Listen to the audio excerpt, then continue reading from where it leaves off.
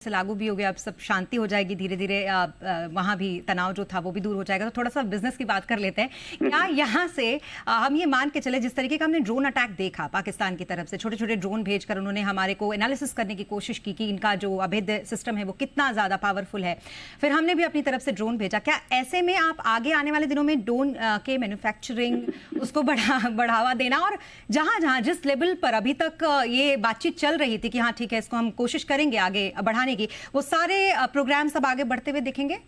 देखिए स्मिता, दो तरह के ड्रोन होते हैं। एक ड्रोन वो है जो डोमेस्टिक और कमर्शियल पर्पज से होते हैं, और दूसरे ड्रोन वो होते हैं जो मिलिट्री पर्पज के होते हैं। पाकिस्तान जो आपको ड्रोन भेज रहा है वो सारे वो हैं 2-4 किलोमीटर की रेंज में जाने वाले, पहुंचने वाले हैं, और उनका और उनमें आप छोटा सा बम रख के भेज दें जो 50-100 मीटर के एरिया में आपको ब्लास्ट करके थोड़ा सा दिखा देगा। इसके बियॉन्ड कुछ खास है नहीं।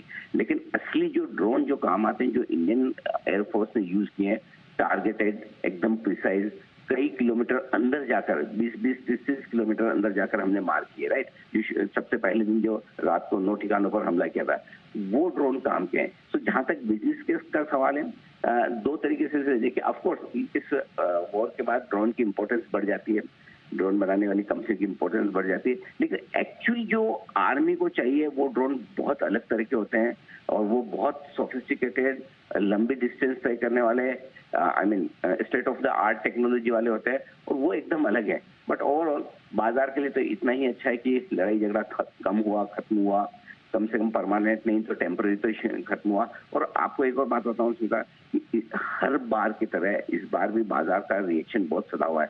देखिए शुक्रवार को यानी कल जो बाजार थोड़ा बहुत नुकसान में रहा भी, वो इसी वजह से हुआ कि पाकिस्तान की तरफ से रिटेलिएशन थोड़ा आया था।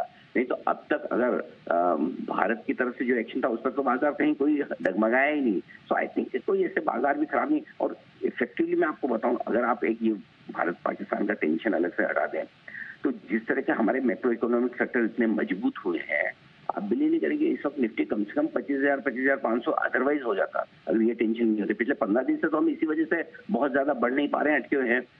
ये अलग बात है गिर नहीं रहे, क्योंकि एफआईज, घरेलू फंड सब मिलकर खरीद रहे हैं। उन्हें पता है कि जिस दिन ये आपको लगा कि वॉर खत्म होने वाला है, उस दिन ये बाजार आपके हाथ में और पकड़ में आएगा नहीं। और अब आप देखिए, अगर ये सीज फायर कंटिन्यू होता है, जो कि मैं समझता हूँ होना चाहिए, तो मंडे आप देखिए वापस से आप आराम से, अगर 400-500 पॉइंट निफ्टी यहाँ से मंडे को ऊपर खुल जाए तो कोई बहुत बड़ी बात नहीं, आसानी से ऐसा हो सकता है। ये सवाल मेरा अगला था आपसे, सोमवार का बाजार, लेकिन वो पहले ही आपने उसके बारे में बता दिया, तो ये इससे अच्छी बात जी बिजनेस के दर्शकों के लिए कुछ नहीं हो सकती जो आपने कही। बहुत प्रधानमंत्री जी हमारे मन की बात कहते हैं, मैं मन की बात समझ बिल्कुल सर, आपने समझ ली मन की बात। बहुत शुक्रिया सर हमसे बातचीत करने के लिए। Thank you so much. Thank you sir.